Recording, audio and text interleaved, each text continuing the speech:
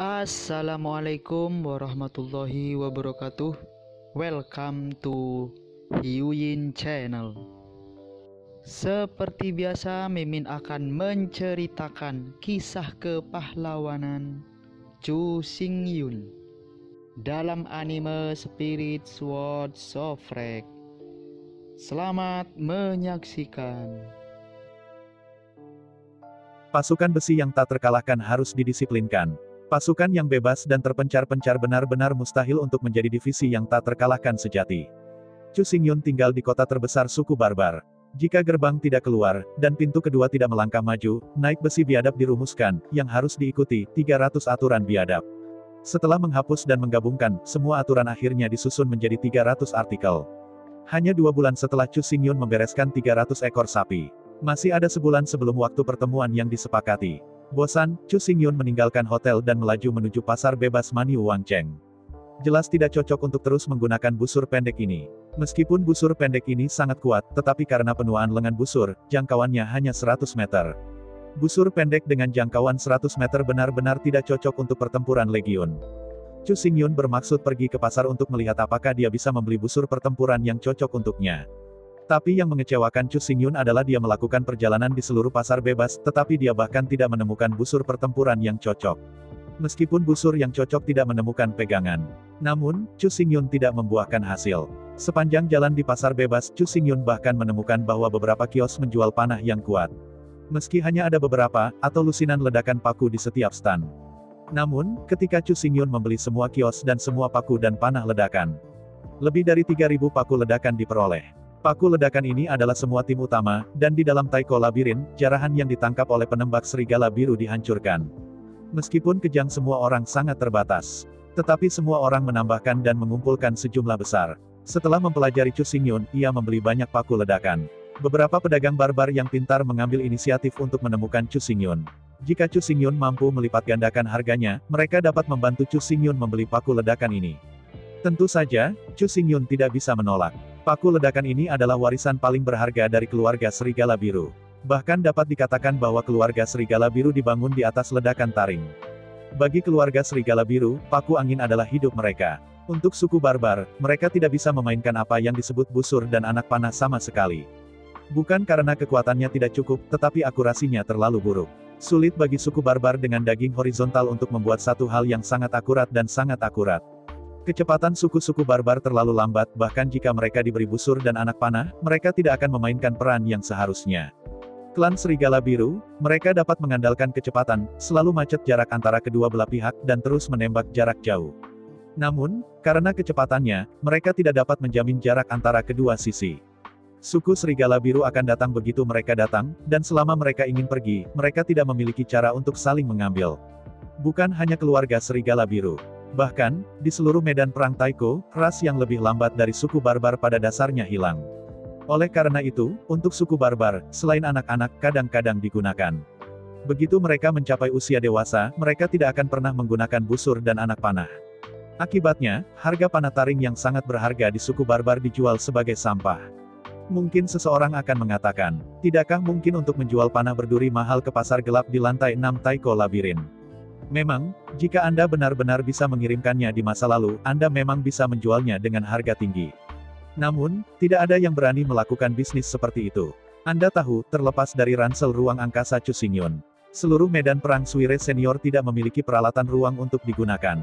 Meskipun mungkin para beku senior itu juga dapat memperbaiki peralatan ruang seperti ransel ruang. Tetapi yang pasti adalah bahwa sama sekali tidak mungkin bagi pengusaha biasa untuk memiliki harta seperti itu. Untuk saat ini, Chu Xingyun belum melihatnya, dan beberapa orang memiliki peralatan ruang angkasa yang serupa. Karena itu, jika Anda ingin menjual panah berduri berangin ini, para pedagang biadab itu akan membundel panah tongkat gada berdaun angin menjadi satu bundel dan membawanya di punggung mereka, sampai ke lantai 6 Labirin Taiko. Pertanyaannya sekarang adalah, di Taiko Labirin, hanya biksu dengan badan perang di bawah level 40 yang bisa masuk. Seseorang, membawa seikat panah berduri ledakan, tidak bisa pergi sendiri ke lantai 6 Taiko Labirin. Anda tahu, pada saat ini, 3 avatar Chu Xingyun, dan Newman, sekarang berada di lantai 5 Taiko Labirin. Binatang tulang jiwa di sana, tingkat tubuh pertempuran telah mencapai tingkat 34. Selain itu, ada lebih dari 3.000 jiwa-jiwa tulang di setiap gua. Tanyakan saja, bagaimana mungkin seekor sapi biadab dengan tubuh tempur di bawah level 40 dapat menahan seikat paku ledakan dan pergi sendiri ke lantai 6 Suire Labirin. Belum lagi yang lain, bahkan Chu Xingyun tidak bisa melakukannya. Dan jika sebuah tim dibentuk, itu bisa berhasil. Tapi begitu ada banyak orang, mulut tercampur. Jika tidak bagus, berita akan bocor. Suku barbar dan suku serigala biru berada dalam keadaan bermusuhan. Namun, orang-orang dari suku barbar secara pribadi menjual senjata penting kepada musuh. Apa perbedaan antara ini dan musuh? Apa yang sama dengan mengkhianati bangsa dan negara? Tidak apa-apa untuk tidak menemukan hal seperti itu. Setelah ditemukan, tidak perlu bertanya. Bukan hanya orang yang menjual kembali panah berduri berangin. Bahkan, 9 orangnya, dan semua orang di seluruh desa, harus dikuburkan bersamanya. Oleh karena itu, meskipun panah semangat tinggi ini sangat berharga di klan Serigala Biru, tetapi tidak ada pedagang barbar yang berani melakukan bisnis ini. Dan jujur saja, karena karakter jujur dari pedagang barbar, mereka tidak akan melakukan bisnis semacam ini. Bisnis biadab sangat terbelakang. Pada dasarnya, bisnis suku barbar masih pada level warung di pasar bebas. Ketika Anda memiliki sesuatu yang ingin Anda jual, pergilah ke pasar bebas untuk menyewa stand dan menjualnya. Dibandingkan dengan bisnis ras manusia, bisnis biadab ini jelas tingkat TK. Kali ini Chu Xingyun mengakuisisi Blaze Wolf Arrow, dan semua orang di pasar tahu bahwa Chu Xingyun memperoleh Blaze Wolf Arrow ini dalam jumlah besar. Namun, semua pedagang barbar telah kaku dalam akuisisi mereka, dan mereka telah berdagang dengan Chu Xingyun dengan harga yang diakui oleh semua orang. Jika ini diubah, itu ada di pasar bebas umat manusia. Saya takut bahwa Chu Xingyun tidak akan dapat mengumpulkan sedikit, dan harganya akan meroket. Suku barbar sederhana tidak akan menjadi penjahat dan akan berspekulasi. Menghadapi pertanyaan dari sekelompok pedagang barbar, Chu Xingyun langsung menawarkan harga. Dengan harga yang 2 kali lipat harga pasar, pembelian tanpa batas Blaze Pike Arrow.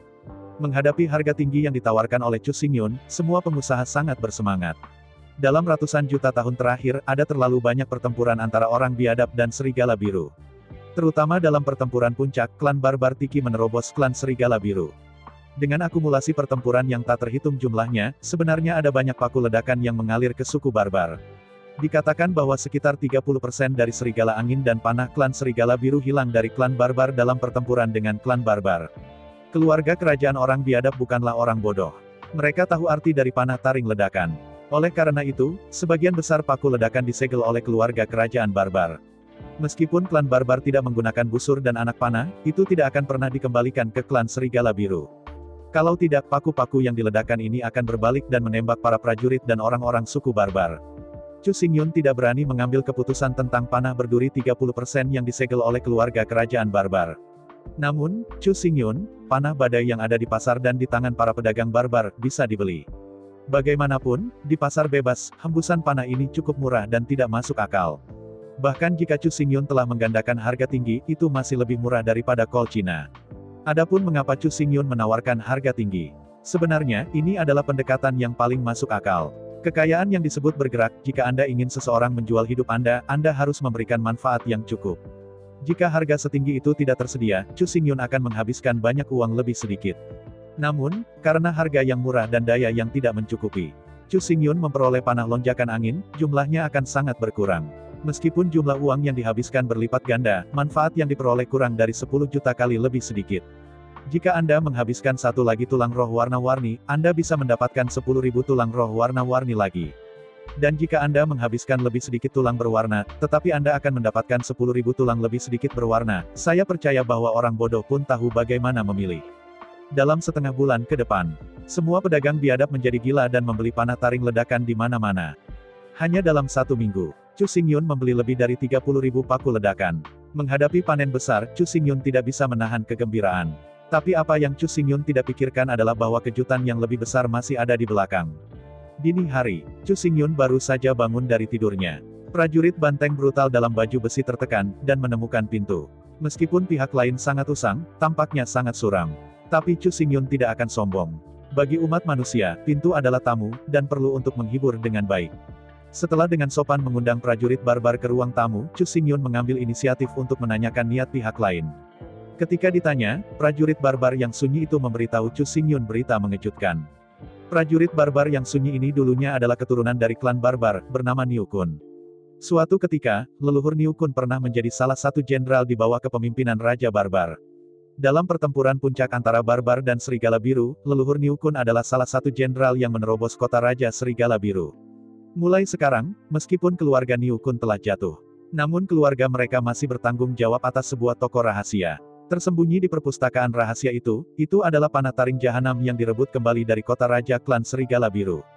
Melihat Niu Kun dengan takjub, Chu Xingyun berkata dengan ragu, tidakkah kamu ingin menembakkan ledakan taring dan panah keluargamu? Menghadapi pertanyaan Chu Xingyun, Niu Kun menggelengkan kepalanya dengan kasar. Apa lelucon, ada banyak paku ledakan. Jika dia menjualnya secara pribadi, umumnya baik-baik saja. Tetapi dalam kasus keluarga kerajaan Barbar, periksa panah taring ledakan disegel. Begitu angkanya salah, Niu Kun dan keluarga Niu Kun akan dieksekusi. Melihat Niu Kun dengan curiga, Chu Xingyun tampak bingung. Karena Niu Kun tidak ingin menjual paku ledakan, apa tujuan kedatangannya kali ini? Melihat tatapan bingung Chu Xingyun, Niu Kun melihat sekeliling, memastikan tidak ada orang di sana. Kemudian dia bergerak lebih dekat ke Chu Xingyun dan menurunkan suaranya, mengatakan, di keluarga kerajaan, statistik dari gigi lonjakan ledakan hanya berisi jumlah panah lonjakan ledakan, tetapi tidak ada catatan rinci lainnya. Mendengar kata-kata Niu Kun, Chu Xingyun tertegun sejenak, dan dia langsung bereaksi. Awalnya, ada terlalu banyak jarahan yang diambil dari Blue Wolf King City. Harta diisi dengan keluarga kerajaan. Karena itu, paku ledakan tak berharga ini tidak tahu harus bersembunyi di mana. Dalam keputusasaan, keluarga kerajaan Barbar mengeluarkan perintah, dan ledakan taring dan panah ini dipegang oleh para jenderal Barbar. Meskipun keluarga kerajaan Barbar, hati-hati memeriksa jumlah paku ledakan disegel oleh masing-masing jenderal Barbar. Namun, tidak ada catatan tingkat spesifik lonjakan ledakan. Bagaimanapun juga, pada saat itu, suku Barbar telah menembus kota Raja Serigala Biru, dan ada terlalu banyak jenis harta yang dirampok. Bahkan harta emas dan perak itu tidak bisa diperiksa, bagaimana bisa ada pemikiran untuk memeriksa ledakan dan panah ini? Bagi suku Barbar, paku jahanam ini tidak ada harganya. Selama itu tidak jatuh ke tangan klan Serigala Biru, itu akan baik-baik saja. Akibatnya, sebuah celah telah muncul. Jika Chu Xingyun mampu membayar harganya, Niu Kun dapat menggunakan panah taring ledakan tingkat tinggi untuk bertukar dengan panah taring ledakan tingkat rendah di tangan Chu Xingyun. Tentu saja, meski begitu, Niu Kun sebenarnya mengambil risiko besar. Tapi selama Chu Xingyun dapat memberikan harga yang cukup tinggi, Niu Kun, yang putus asa, bersedia mengambil risiko ini. Perlu disebutkan, Chu Xingyun kecuali dewa. Untuk memfasilitasi komunikasi dan kontak dengan suku Barbar, Chu Xingyun membentuk-bentuk 4 avatar menjadi citra suku Barbar. Jadi, di mata Niu Kun, ia menjual paku angin ke teman-temannya, bukan ke musuh. Dan, di dalam suku Barbar, paku ledakan bukanlah barang terlarang. Di bidang komersial suku Barbar, tidak ada konsep larangan. Menghadapi hal yang begitu baik, bagaimana bisa Chu Xingyun menolak? Setelah penyelidikan yang cermat, ada total 3 juta paku ledakan di peti harta karun keluarga Niu Kun. Meskipun dia tidak berani menjual panah ini kepada Chu Xingyun. Tetapi pertukaran 1 lawan 1 sama sekali tidak ada masalah. Lagi pula, tidak ada yang tahu apa kualitas paku angin kencang yang disegel oleh keluarga mereka. Bahkan jika nenek moyang orang Barbar memeriksanya, mereka tidak bisa mengetahuinya sama sekali. Setelah memahami, di rumah harta karun keluarga Niu Kun, ada total 308 panah angin palu ledakan tingkat, 3007 panah angin palu angin ledakan tingkat, dan 30.000 panah angin palu angin ledakan 6 tingkat. Adapun taring dan panah taring di bawah kelas 6, Chu Xingyun bahkan tidak memikirkannya. Meskipun secara teori, panah taring ledakan kelas 4 dapat menembus tubuh pertempuran tingkat 80. Tapi istirahat ini sebenarnya sangat enggan. Itu hanya dapat dipatahkan secara teoritis, pada kenyataannya, sebagian besar waktu itu tidak dapat dipatahkan. Belum lagi lonjakan angin kelas 4 pada kenyataannya, jika tubuh perang satu sama lain semuanya berada di tingkat ke-80. Panah gigi ledakan kelas 5 tidak bisa mematahkan pertahanan tubuh pertempuran 80 tingkat. Panah lonjakan angin kelas 6, meskipun hampir tidak bisa menembus, tetapi harus mengerahkan kekuatan yang cukup. Apa yang benar-benar dapat menembus tubuh pertempuran tingkat 80 adalah panah fang ledakan kelas 7. Dan jika digantikan oleh paku angin tingkat 8, itu dapat dengan mudah menembus pertahanan tubuh pertempuran tingkat 8. Bahkan, panah taring ledakan 8 tingkat bahkan dapat menembus pertahanan tubuh pertempuran tingkat 90. Adapun panah langfang lonjakan tinggi, itu hampir tidak ada. Panah taring ledakan terbuat dari taring binatang serigala biru. Binatang serigala biru, dibatasi oleh bakat rasial, tidak dapat menaikkan tubuh perang ke level 90. Paling tidak, sejak catatan, tidak pernah ada binatang serigala biru dari tubuh perang tingkat 90 di dunia ini. Binatang serigala biru dari tubuh perang tingkat 80 ini setara dengan keberadaan tubuh perang tingkat 90 klan barbar. Karena itu, lonjakan Jiupin pada dasarnya tidak ada. Bahkan jika itu ada, saya khawatir hanya ada 10 atau 8 paling banyak, dan tidak ada lagi. Menghadapi godaan seperti itu, Chu Xingyun tentu tidak bisa menolak. Setelah negosiasi, Chu Xingyun mencapai kesepakatan akhir dengan Niu Kun dengan harga 300 juta tulang roh berwarna-warni. Menurut perjanjian, Chu Xingyun akan menyerahkan 300 juta tulang roh berwarna-warni dan 33.300 paku angin ledakan berapapun untuk Niu Kun. Niu Kun harus mengirim ke Chu Xingyun 30.000 nilai, 3.007 nilai, dan 300 paku angin tinggi. Transaksi itu sangat bahagia. Mulai sekarang, tulang roh berwarna-warni Chu Xingyun telah mengumpulkan lebih dari 500 juta. Bahkan jika harganya 300 juta yuan, ada lebih dari 200 juta tulang roh berwarna-warni yang tersisa. Dan ledakan taring dan panah ini, jika bisa diangkut ke kota Raja Serigala Biru, itu adalah kekayaan yang luar biasa. Jika semua paku ledakan ditembak, Chu Xingyun bisa langsung menjadi orang terkaya dari keluarga Serigala Biru. Belum lagi, apakah ada orang yang mampu membeli begitu banyak paku ledakan bermutu tinggi di suku Blue Wolf? Bahkan jika dia mampu membelinya, Chu Xingyun tidak akan pernah menjualnya. Ledakan taring dan panah ini adalah bahan yang sangat strategis untuk Chu Xingyun. Tidak peduli berapa banyak uang, Chu Xingyun tidak akan pernah menjual. Transaksi itu dilakukan di rumah Niu Kun. Setelah menerima semua paku ledakan, Chu Xingyun menyerahkan tas besar tiket tulang kepada Niu Kun. Melihat begitu banyak kekayaan, Niu Kun sangat senang. Dengan uang ini, keluarga mereka tidak perlu terus menderita kemiskinan. Dan yang paling penting, setelah menyerap tulang roh berwarna-warni ini, mana Niu Kun akan sangat meningkat. Setelah kekuatannya ditingkatkan, ia dapat mengembalikan kejayaan keluarga di masa lalu. Selamat, Niu Kun juga dengan murah hati mengatakan bahwa dia ingin mengirim hadiah kepada Chu Xingyun. Di antaranya, Niu Kun kembali ke rumah harta di rumah sewaan. Ketika dia keluar lagi, Niu Kun memegang busur perang emas gelap di tangannya.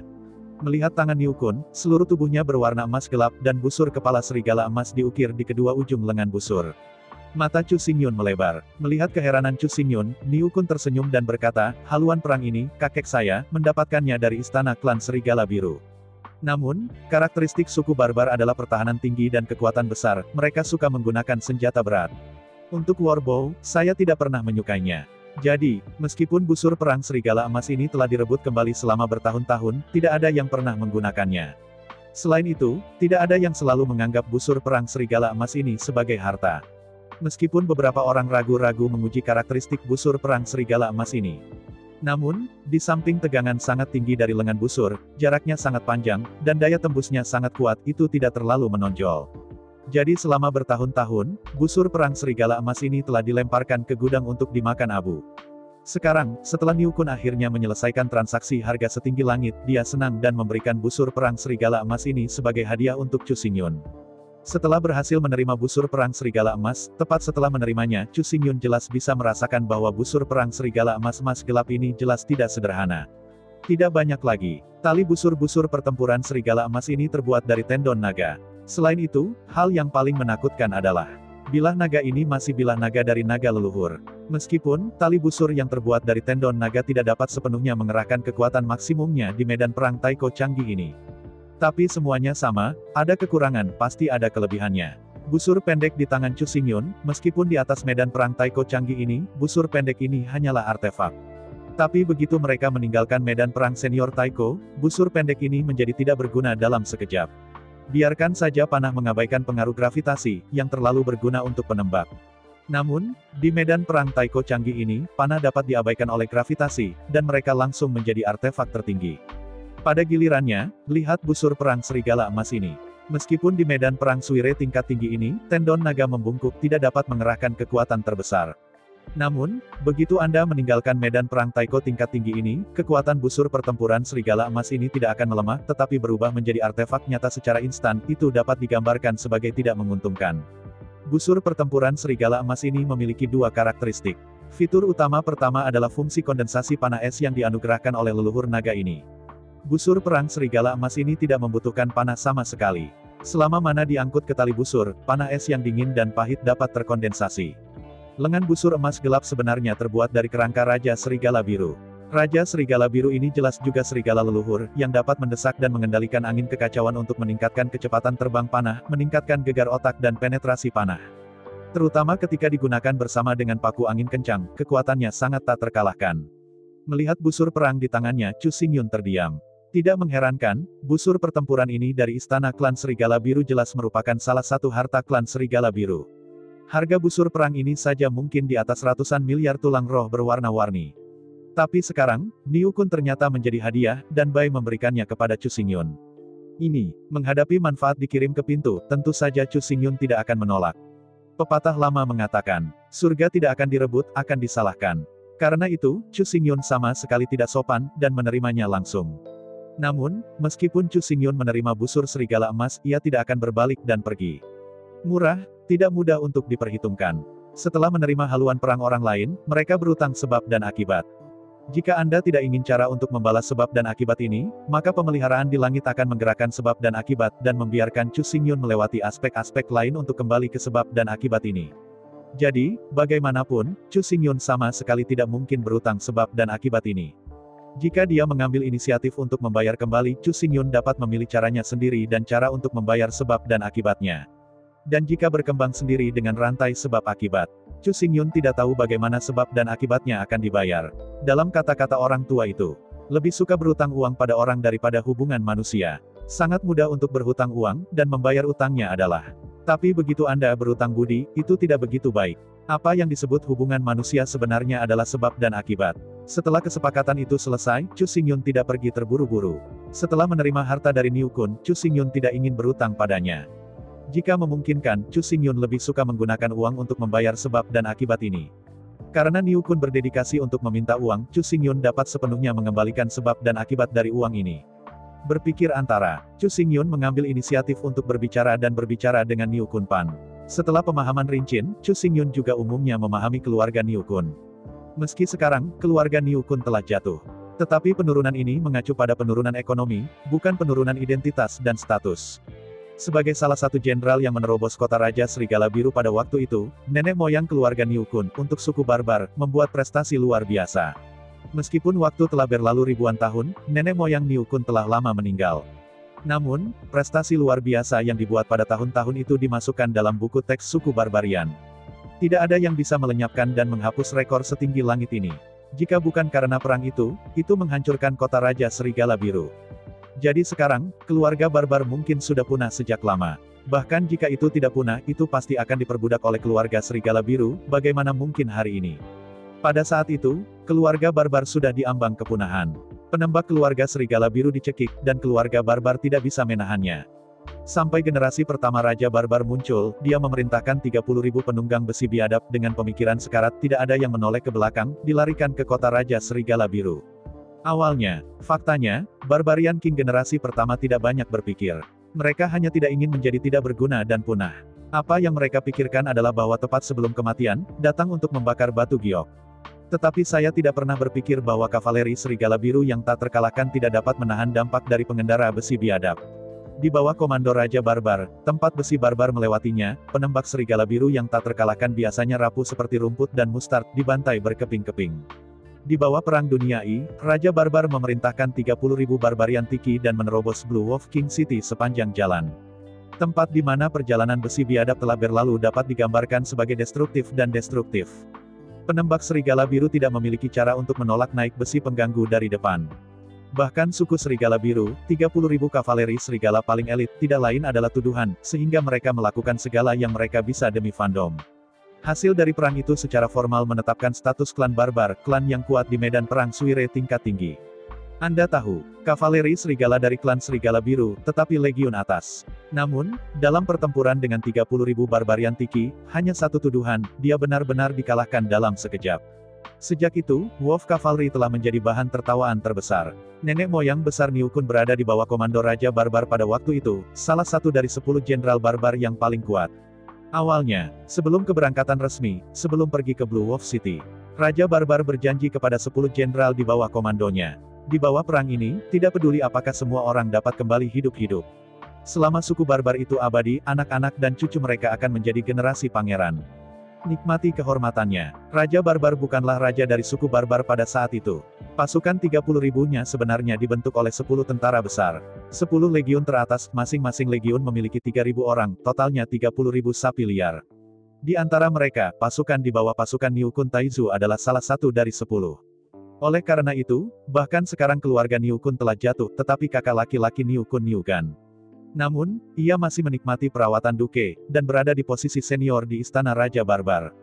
Hanya saja, meski permukaannya masih terlihat cerah dan berperingkat tinggi, tetapi pada kenyataannya, aspek ekonomi keluarga sangat tidak nyaman, dan sudah tidak mampu memenuhi kebutuhan.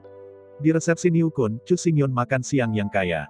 Setelah makan panjang, Chu Xingyun mengundang keduanya untuk memasuki ruang belajar dan mendiskusikan secara rinci. 3 hari berikutnya, Chu Xingyun terus berkomunikasi dengan Niu-kun.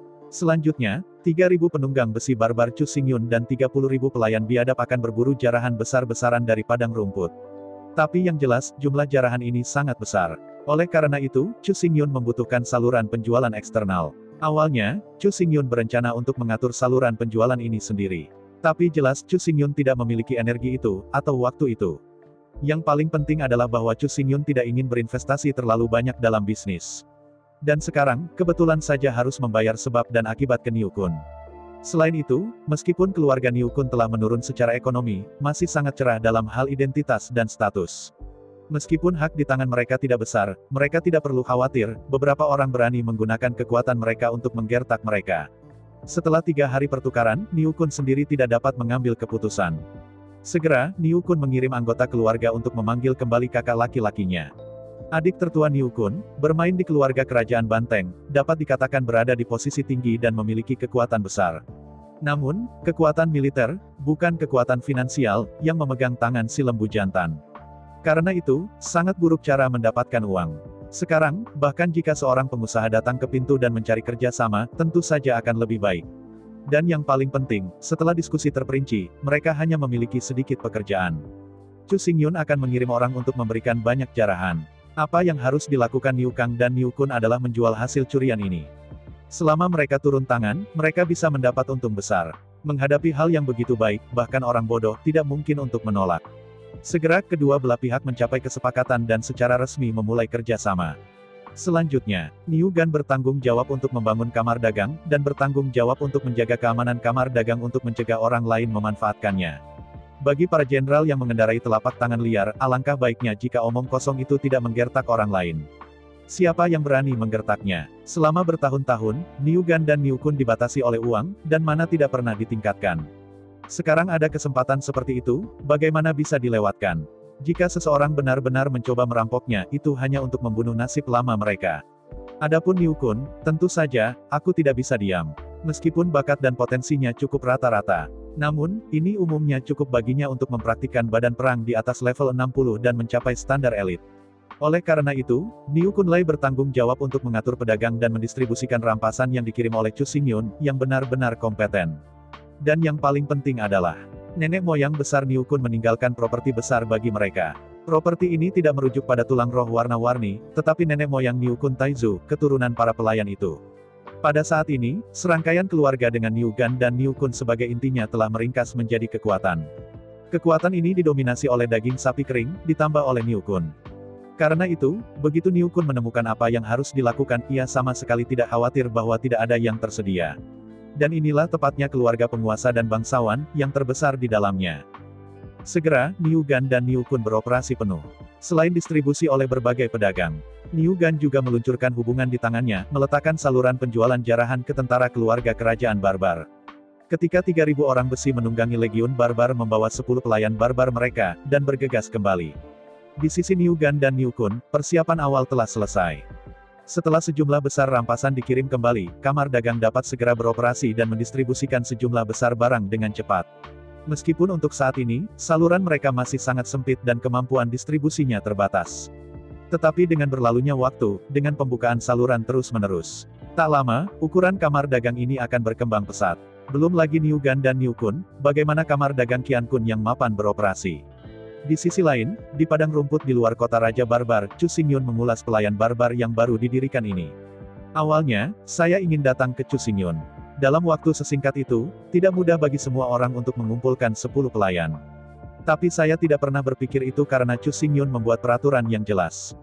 10 petugas yang direkrut oleh setiap orang biasanya bertanggung jawab untuk melayani diri mereka sendiri. Selain itu, tim-tim pelayan akan terus bersaing, dan poin yang diperoleh oleh kompetisi terkait dengan distribusi jarahan. 3.000 prajurit barbar benar-benar terlalu baik. Apakah bakat dan potensi tubuh pertempuran 60 tingkat? Bagaimana itu bisa berhasil? Bagaimana Anda bisa bersaing dengan bakat dan potensi tubuh pertempuran tingkat 60? Penjarahan semakin banyak, mungkin mereka tidak terlalu peduli. Tapi wajah yang hilang, tetapi tidak terlihat. Karena itu, meski waktunya hanya 3 bulan, tetapi 3.000 tiki barbar itu benar-benar memanfaatkan segalanya. 30.000 pelayan barbar yang baru direkrut memiliki potensi untuk melampaui badan perang level 70. Awalnya, beberapa orang mencoba membodohinya, bahkan talenta tingkat 60 dan pejuang banteng potensial diterima. Tetapi ketika semua orang mengetahui bahwa orang lain terjebak dalam tubuh pertempuran tingkat 70, mereka segera menjadi berbulu. Semuanya takut kontras. Hamba semua orang setidaknya adalah bakat dan potensi dari badan perang tingkat 70. Hanya pelayan, bakat, dan potensi mereka yang hanya 60. Tanyakan saja, bagaimana itu membuat mereka merasa nyaman. Bukankah Anda sudah mulai membandingkan apakah Anda sudah kalah? Badan pertempuran 60 tingkat itu hanya elit. Tapi tubuh pertempuran 70 tingkat sudah menjadi banteng umum. Bagaimana mungkin seorang barbar lebih unggul dari seorang barbar umum? Ini terlalu banyak. Anda harus tahu bahwa jarak antara 1 dan 2 tingkat pertempuran hampir tidak dapat diperbaiki. Tapi sekarang, level tubuh pertempuran adalah lengkap penuh, dan ini adalah 10 level kecil. Apa yang lebih baik dari ini? Dalam keputusasaan, semua pengendara besi biadab secara pasif meningkatkan standar mereka. Jadi, ketika semua tiki barbar bergegas kembali, ketika 30.000 korps pembantu berkumpul secara resmi, seluruh suku barbarian, dalam usia 3.000 tahun, adalah jenius super yang baru lahir, hampir musnah. Selanjutnya, Chu Xingyun mengeluarkan serangkaian pesanan. Pertama-tama, di bawah komando Chu Xingyun, 3.000 tiki barbar akan memerintahkan 30.000 pelayan barbar, dan melakukan pelatihan tempur yang sebenarnya di gudang. Dalam 3 bulan ke depan, semua penunggang besi biadab harus memiliki 30.000 pelayan biadab sesegera mungkin dan belajar bertarung dengan legiun. Setelah 3 bulan, semua orang harus bergegas kembali ke Barbarian King City. Pada saat itu, Legiun Barbar dianggap sebagai pasukan resmi. Setelah mengirim 3.000 penunggang besi biadab dan 30.000 pelayan biadab, Chu Xingyun kembali ke Barbarian King City. Dalam 3 bulan ke depan, Chu Xingyun, tanpa meninggalkan rumah, mulai memperbaiki Void Raksak. Ransel kosong ini tidak mengandung ruang positif atau anti-ruang. Itu antara ruang positif dan negatif, ruang mezzanine. Interlayer ruang sebenarnya sangat tipis. Oleh karena itu, tidak ada cara bagi ransel ruang ini untuk membuat ruang yang hampir tak terhingga seperti ruang dimensi. Karena berada di ruang antar pemain, jadi, memori ransel di ruang ini benar-benar sebanding dengan volume ransel. Semakin besar ruang ransel, semakin besar ruang internal. Oleh karena itu, Chu Xingyun merancang satu set ransel ruang untuk pengendara besi biadab dan pelayan biadab sesuai dengan ukuran binatang biadab. Jenis ransel ruang ini panjangnya 5 meter dan lebar 3 meter. Itu dapat ditempatkan di belakang ternak dan binatang buas liar, dan 2 ransel kulit sapi ditarik ke bawah di sebelah kiri dan kanan. Ransel ruang ini terlihat tidak mencolok dan tidak berbeda dengan raffles kulit sapi biasa. Namun pada kenyataannya, ruang internalnya terhubung dalam ruang antar pemain. Dalam hal volume, ruang internal setara dengan gudang dengan panjang sisi 10 meter dan tinggi 3 meter. Total volumenya setara dengan rumah sipil biasa, 100 meter persegi. 30.000 pelayan biadab masing-masing memiliki ruang seperti itu, setara dengan gudang set 30.100 meter persegi. Sudah cukup untuk mengangkut barang rampasan. Adapun 3.000 penunggang besi ternak liar, mereka juga memiliki jenis kerutan. Hanya saja karung mereka dipenuhi dengan senjata dan baju besi, dan merupakan kebutuhan sehari-hari mereka. Peralatan seperti tenda, pot dan wajan dibawa dan diangkut oleh para pelayan barbar. Dalam 3 bulan ke depan, Chu Xingyun membuat ransel kosong ini dengan kecepatan penuh tanpa meninggalkan rumah. Tentu saja, jika semuanya dilakukan oleh Chu Xingyun sendiri, bahkan jika dia dilahirkan dengan 3 kepala dan 6 tangan, dia pasti akan terlalu sibuk. Untungnya, ransel yang terbuat dari kulit sapi liar ini tidak memerlukan Chu Xingyun untuk menjahitnya dengan tangan. Jenis ransel ini adalah yang paling umum dan umum digunakan oleh suku barbar. Oleh karena itu, Chu Xingyun langsung menghabiskan uang untuk membelinya. Apa yang benar-benar ingin dilakukan Chu Xingyun sebenarnya adalah menggambar rune ruang di dalam ransel kulit sapi liar. Namun demikian, 33.000 ransel masih sibuk dengan pusing Chu Xingyun. Dalam 3 bulan, total 100 hari.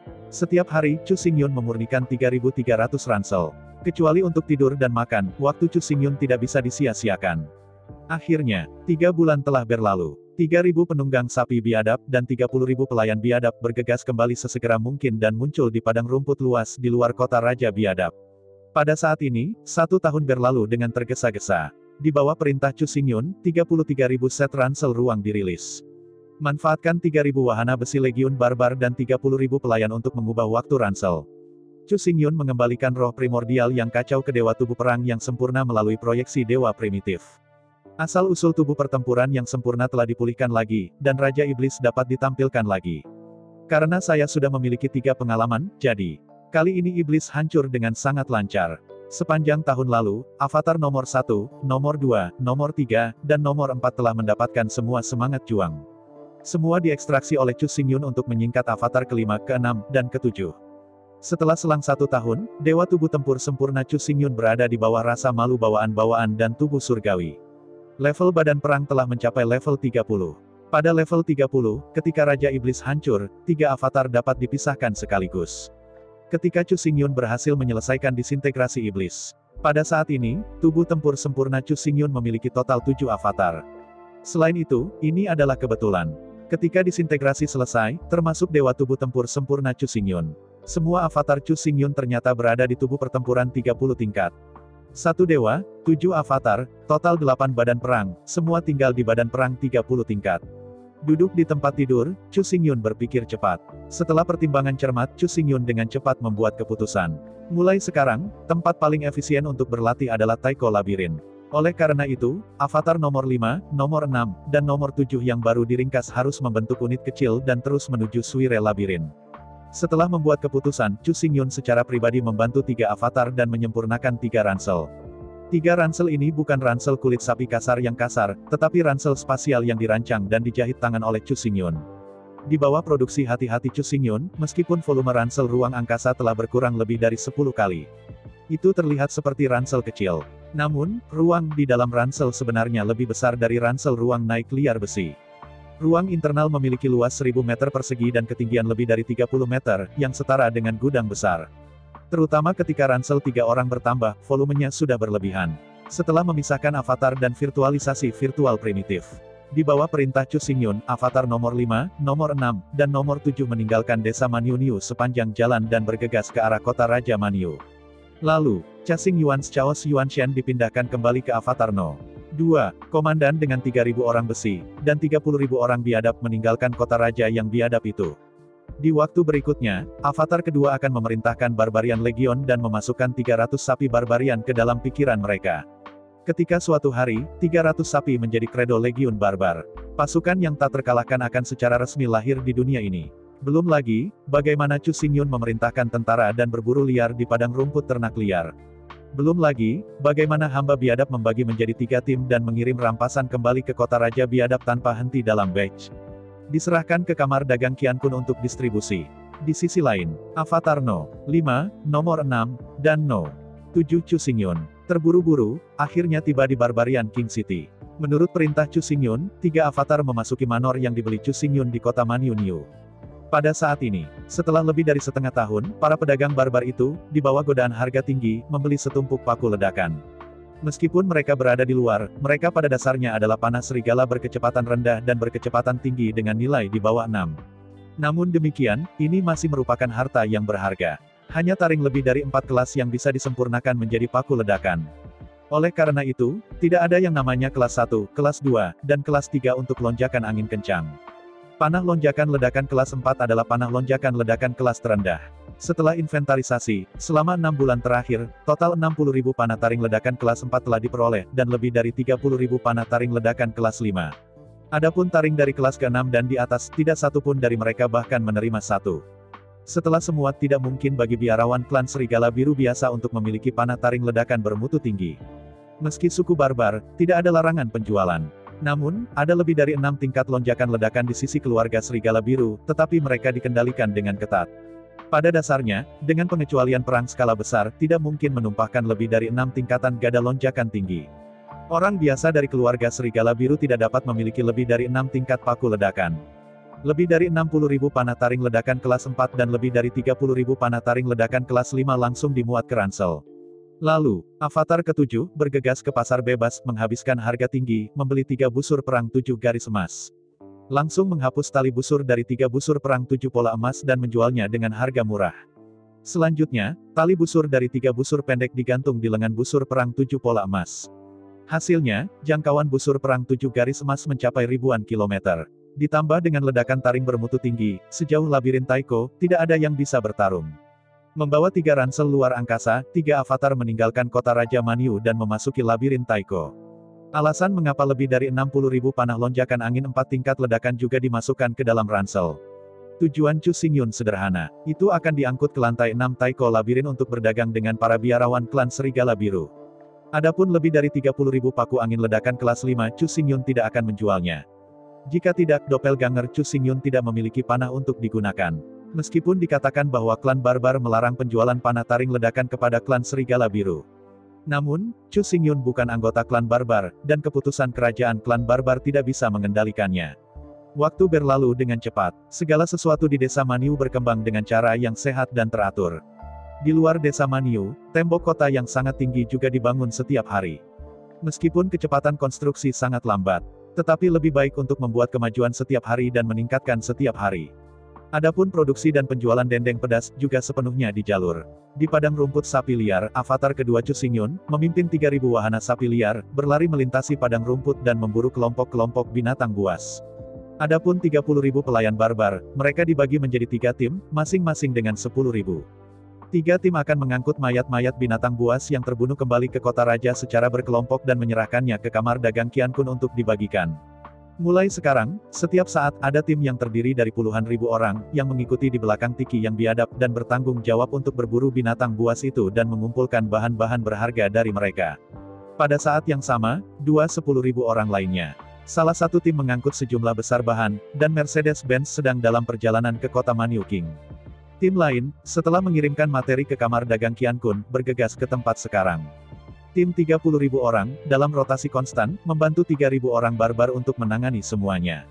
Di bawah perburuan gila, 3.000 sapi biadab naik, hampir membunuh mata merah. Setiap hari, Barbarian Tiki mengirim ratusan penjaga untuk menjelajahi lokasi komunitas bis.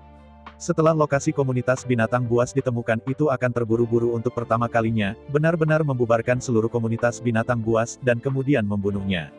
Meskipun hanya ada 3.000 orang, 3.000 wahana besi biadab dan selangkangan semuanya adalah Raja Barbar. Selain itu, tubuh pertempuran dari 3.000 pengendara besi biadab semuanya di atas level 60. Karena itu, bahkan jika mereka bertemu jutaan binatang buas, mereka berani membunuh mereka dalam sekali jalan.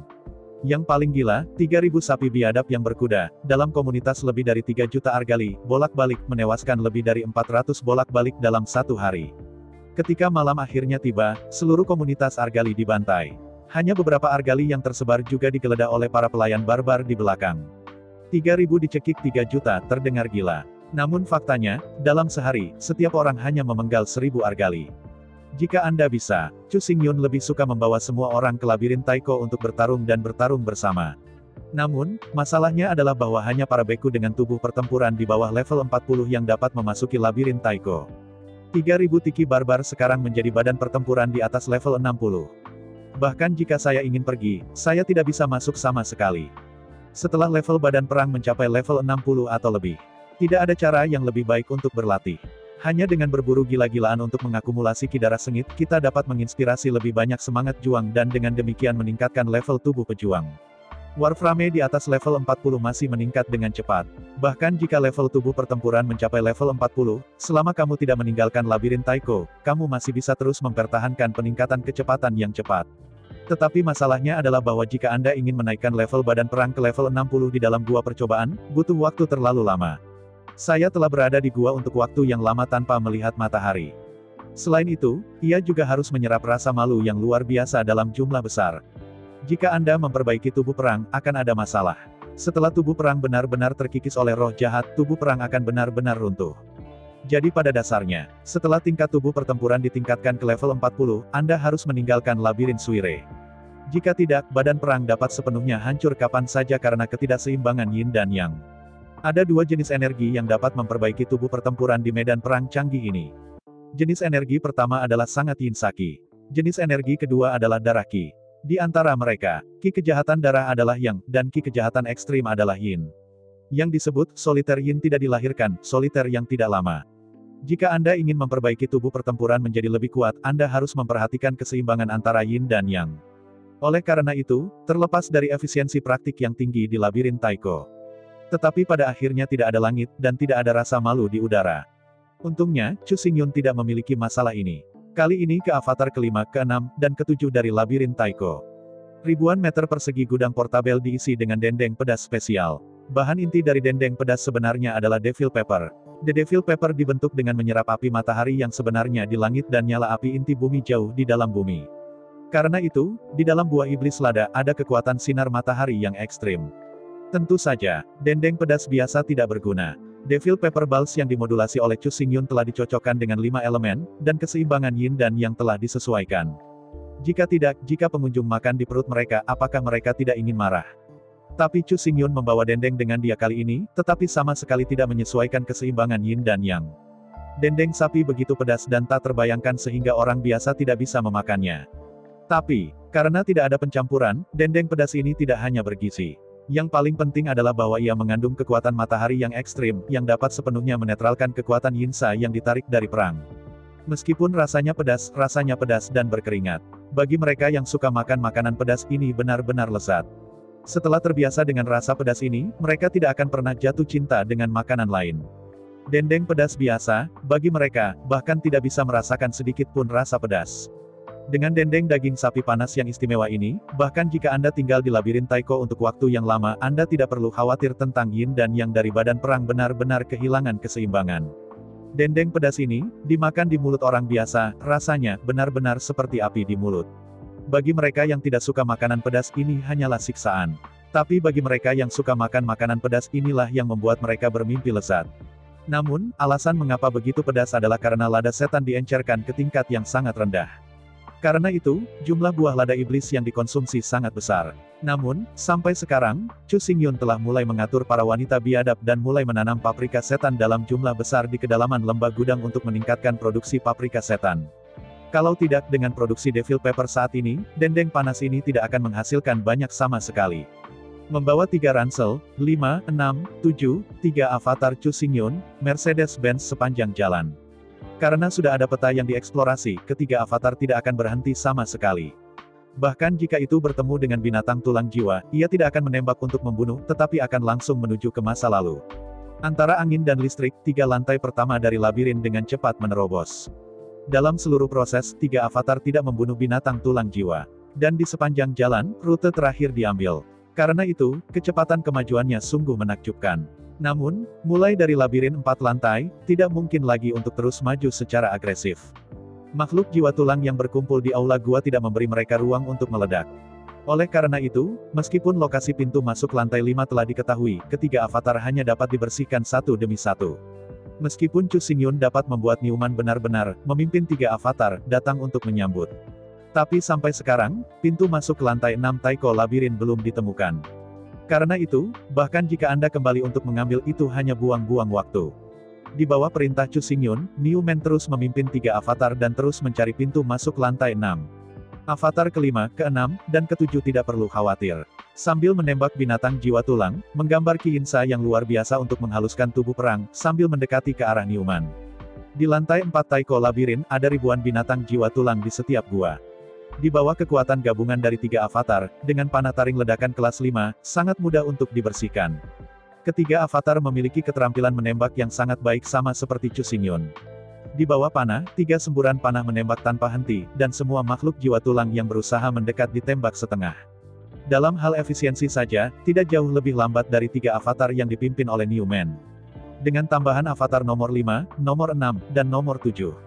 Dalam satuan waktu Chu Xingyun, roh juang yang diperoleh telah memurnikan kekuatan spiritual yang diperoleh oleh roh jahat pembalasan, yang telah 2 kali lipat. Chu Xingyun telah membuat rencana. Setiap kali avatar baru dikondensasi, itu akan dikirim ke labirin Taiko sesegera mungkin. Di labirin kuno, ada binatang buas yang tak berujung. Melalui tulang dan jiwa besar binatang, Chu Xingyun bisa mendapatkan semangat juang dan kekuatan spiritual dalam batch.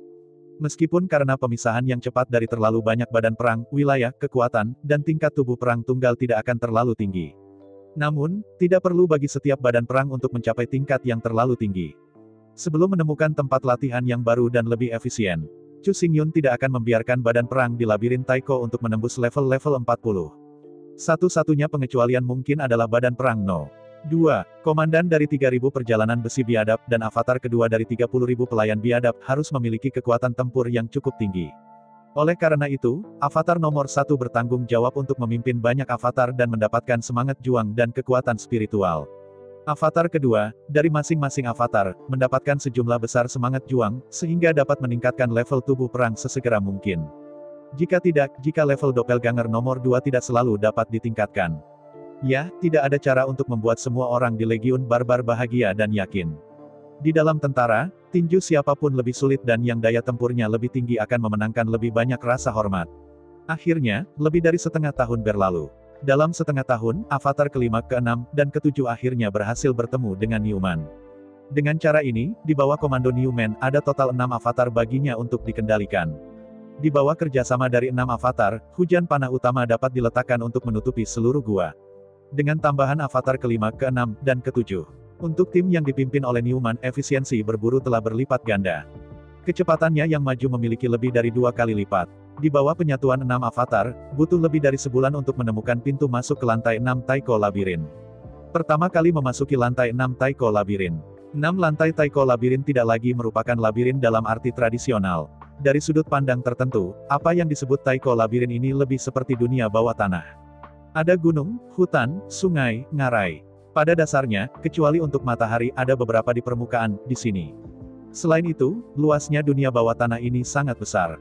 Setelah melewati lantai keempat dan kelima dari Suire Labirin, dalam keinginan Chu Xingyun, lantai keenam ini jelas merupakan lautan mayat. Tapi faktanya, saya baru tahu setelah memasuki lapisan pertama Taiko Labirin. Lantai 6 dari labirin kuno ini menakutkan dan kosong, dan bahkan tidak bisa melihat binatang jiwa tulang. Melihat lantai 6 Taiko Labirin yang kosong, Chu Xingyun tampak kosong. Apakah itu berarti bahwa di lantai 6 labirin kuno ini, tidak ada binatang jiwa tulang? Dalam keraguan, Chu Xingyun dan rombongannya berjalan sampai ke lantai 6 labirin Taiko. Berkeliaran sepanjang jalan, saya berjalan selama 1 minggu penuh, tetapi saya bahkan tidak menemukan binatang jiwa tulang. Melihat sekeliling, tempat itu kosong dan sunyi di mana-mana. Chu Xingyun menjadi semakin bingung. Dalam keputusasaan, Chu Xingyun tidak punya pilihan selain memproyeksikan Chaos Yuanshan, melalui proyeksi Yuanshan, kembali ke lautan pengetahuan tentang avatar kedua.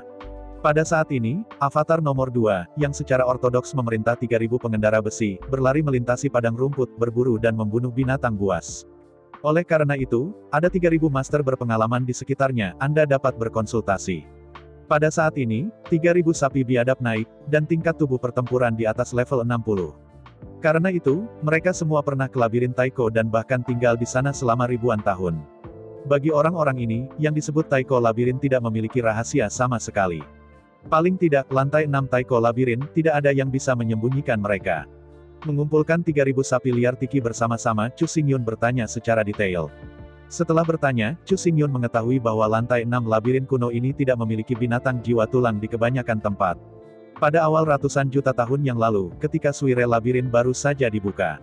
Lantai ke-6 Taiko Labirin juga ditutupi oleh binatang-binatang jiwa tulang, kepadatannya sangat tinggi sehingga hanya satu bahu demi bahu.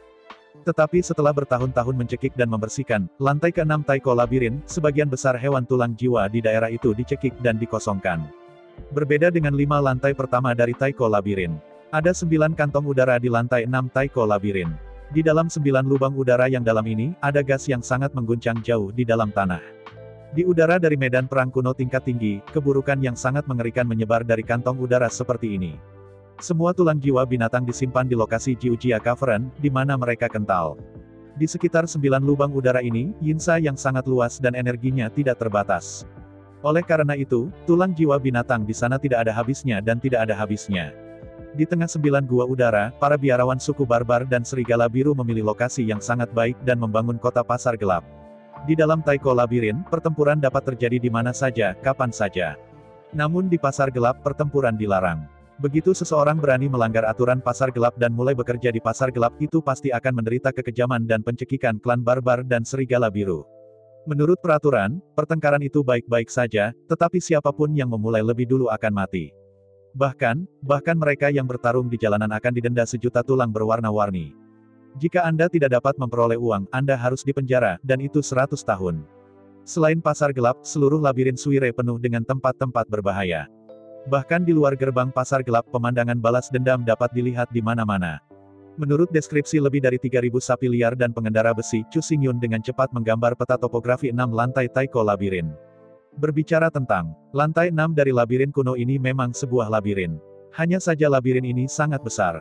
Jika dikatakan bahwa 5 lantai pertama dari labirin Taiko, dinding batu gua digunakan sebagai dinding labirin. Lalu 6-10 lantai labirin Taiko, dan 5 lantai terakhir adalah dinding labirin dengan gunung. Sederhananya, labirin dari 6 hingga 10 lantai adalah labirin yang diperbesar 3000 kali berdasarkan 5 lantai pertama. Adapun struktur di dalam labirin itu persis sama dengan 5 lantai pertama. Dengan kata lain, selama Anda memiliki peta 5 lapisan pertama, Anda memiliki peta 5 lapisan terakhir. Meskipun wilayah tersebut telah diperluas 3000 kali, strukturnya persis sama. Di bawah bimbingan 3000 sapi liar dan penunggang besi, Chu Xingyun benar-benar menggambar peta labirin kuno dari 6 hingga 10 lantai. Bukan hanya menggambar di atas kertas, bahkan, Chu Xingyun masih menggunakan kekuatan mentalnya untuk memvirtualisasi seluruh labirin Suire dan menyalinnya dengan sempurna. Setelah bertanya dengan jelas, Chu Xingyun memindahkan Chaos Yuanshan melalui proyeksi Yuanshan kembali ke tubuh pertempuran No. 1. Dengan peta terperinci, Chu Xingyun tidak akan pernah bingung lagi. Di bawah kepemimpinan avatar nomor 1 Chu Xingyun, sekelompok orang bergegas menuju pasar gelap ke arah pasar gelap. Sepanjang jalan, meski bertemu beberapa tim penembak serigala biru, dan pendekar biadab. Tetapi mereka hanya saling memandang dan melewati. Terburu-buru, butuh 1,5 bulan, dan kelompok akhirnya tiba di pasar gelap. Pasar gelap ini, tidak hanya memiliki kata hitam dalam nama. Bahkan, bangunan di seluruh pasar gelap juga berwarna gelap. Bangunan-bangunan di pasar gelap terbuat dari pohon kuno yang tumbuh di bawah tanah dan berwarna abu-abu dan hitam.